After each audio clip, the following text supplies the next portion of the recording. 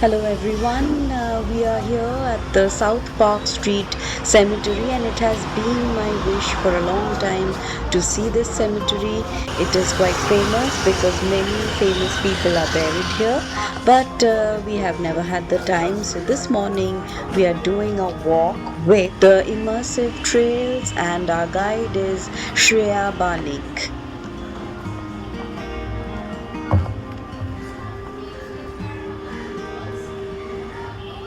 Which the English East India Company did, it makes a lot of sense that these were just college age kids who were in power and they did what they wanted. And the main goal would be they would come here, serve for 2 years or so, and then go back to England and then start their actual life, which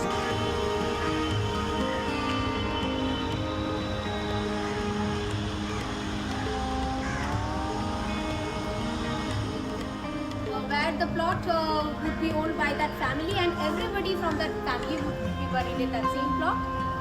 So there you see multiple tombstones placed on the tomb and the number of these people were really small.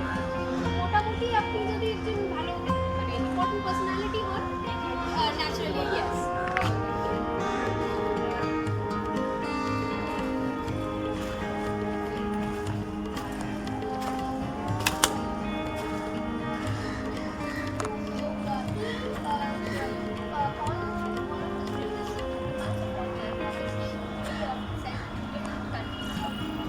And probably now plays another part which was he tells Panchanama that Bengal is in desperate need of Buddhism because they are now frustrated with Hinduism and Christianity is not something they're looking forward to. So Buddhism, this is the perfect time for Buddhism to come back to Bengal and reach its former glory. So Panchanama was very happy with that and he decides to set up an Buddhist embassy in yes in there.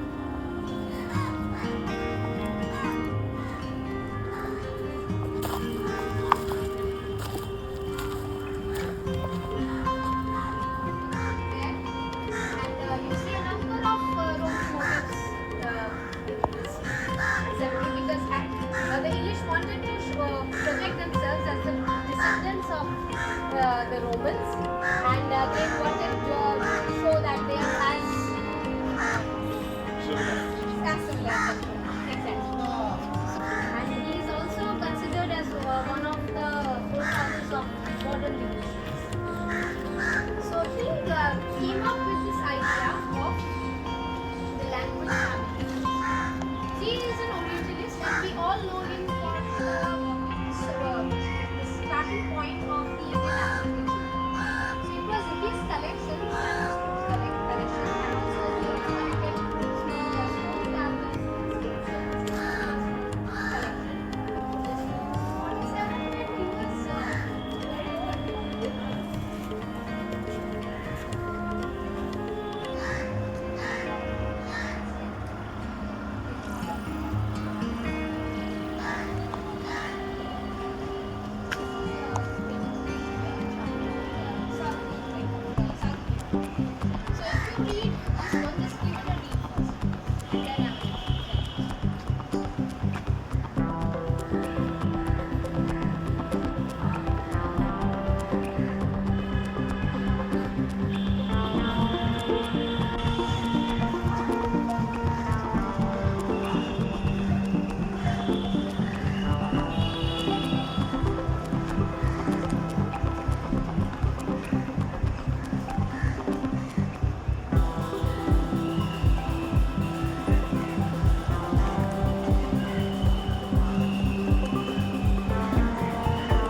We learnt about many of the graves, and some of them were of Sir William Jones, George Bogle, General Stuart, Augustus Cleveland, Rose Aylmer, and Charles Dickens's second son, Walter Lander Dickens.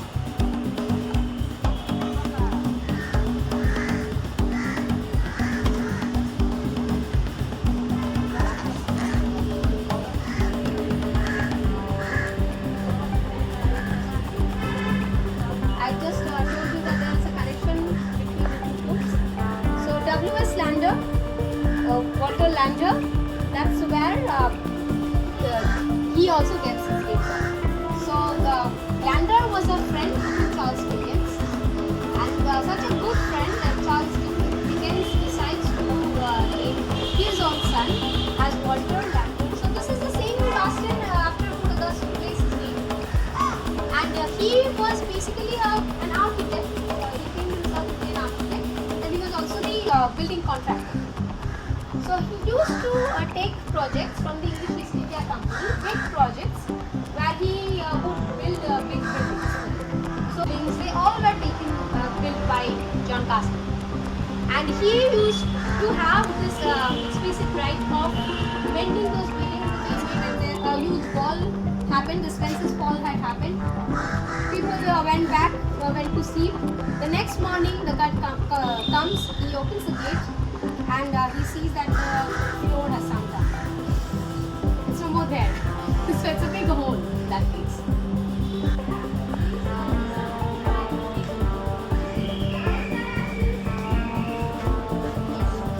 So, as you heard, corruption isn't a recent phenomenon, it was present even in those times, and John Garston made his money by using poor building materials and rebuilding his own constructions.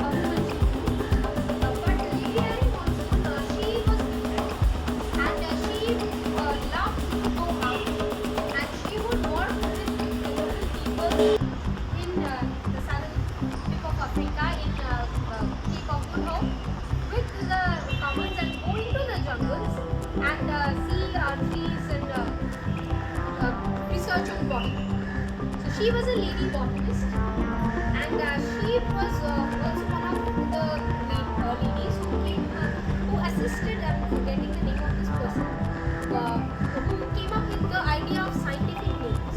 Almost discovered by her, and this was her project basically, which she had taken up. And this is Monsonia attenuata, and she is one of the very few ladies who have a scientific species dedicated. Most of the graves are of young people who had come to India and had not survived because of the diseases, and that is why all the graves are of people who are between 17 to maybe 30 years old. Elizabeth, beautiful, and they all wanted to marry. And Elizabeth knew that very well. And she was a very friendly, charming personality, and she made friends with many people in this. And so there used to happen a Spencer's Ball, which could be, like most probably, it was not, they wouldn't find a partner, they would be given 1 year. After that, they can go back to it.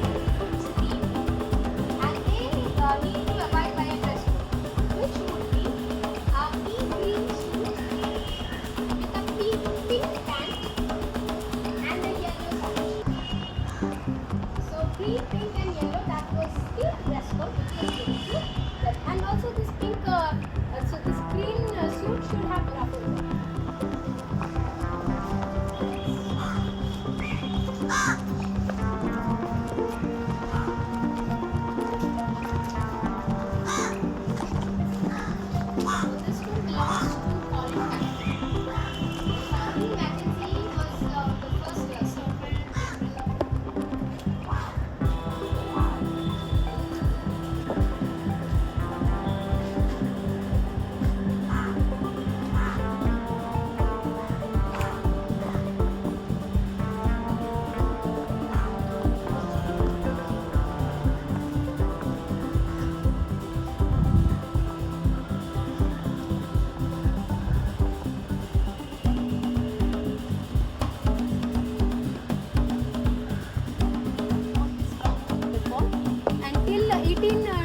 1987, things have changed a lot.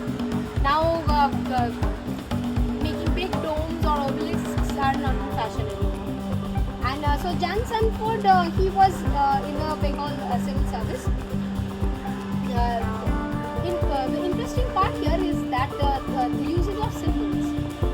So this one has 3 symbols. One is this turned down torch, which is a symbol of death. And then you see this circle with the snake that's eating its tail.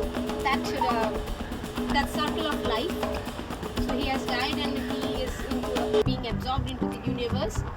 And then there is this wings of angel, which is coming to take him with him. And then there is an hourglass in the middle that just shows that his time is over.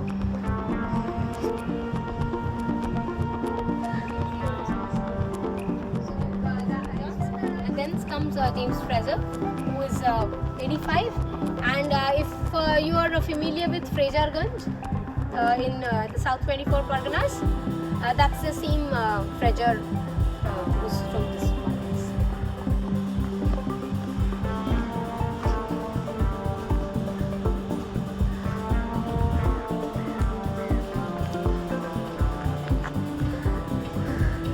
We did visit Henry Louis Vivian de Rosio's grave, but no one knows for sure whether this is his grave or not.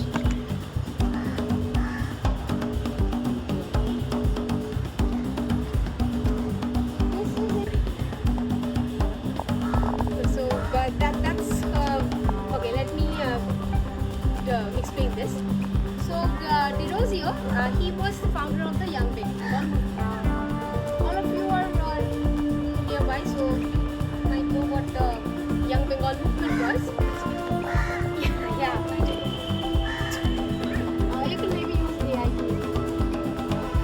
Okay, now he was. His parents had already died, and the only people that he had in Calcutta, in India, were his friends, his students. And this guy is there, and he knows what to do. Which was his friends, they sneaked into the Park Street Cemetery, and this is 1831. Park Street Cemetery was already closed, and in the middle of the night, nobody would visit it.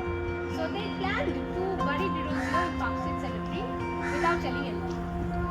So this is exactly what they did. They sneaked in through the back. So that's the back gate.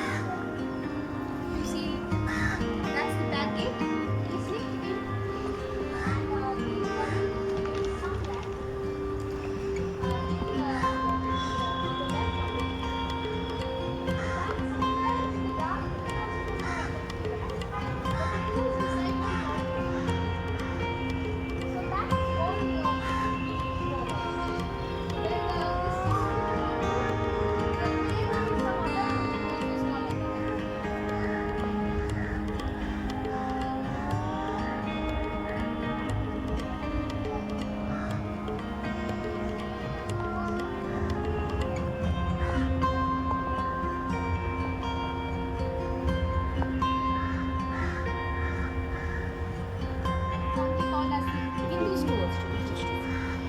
Hindu Stewart, he died in 1828, and this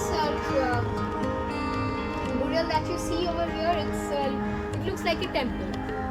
So that is because Hindu Stewart, he was a big art lover, and he loved Indian temples, the Hindu temples, and he really appreciated this small details which a Hindu temple would have, and he wanted his own tomb look like that.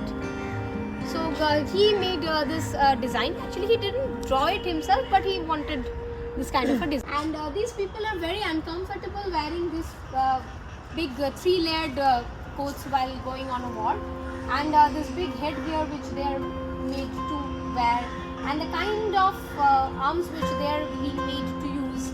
All of these things are not falling in place. So these are fueling their grievances furthermore, and this might one day there would be an outburst of this, and that might not air from the cemetery gets purified. But then they realized that the cemetery needs to be extended, so they filled that water body up and started using that land for burying the dead. So this is this extension part, and that's the reason why it's the lower that we have the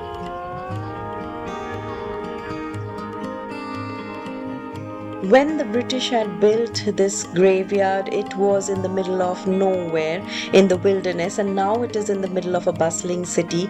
But basically, they did not want to breathe the air which would be coming from the graveyard, so they had built it far away from the town that they had built in Kolkata. Anyway, you can have your walk with immersive trails if you're interested. They also do other walks in and around Kolkata according to your interests. You can look them up. Keep watching. I will be back with more videos soon.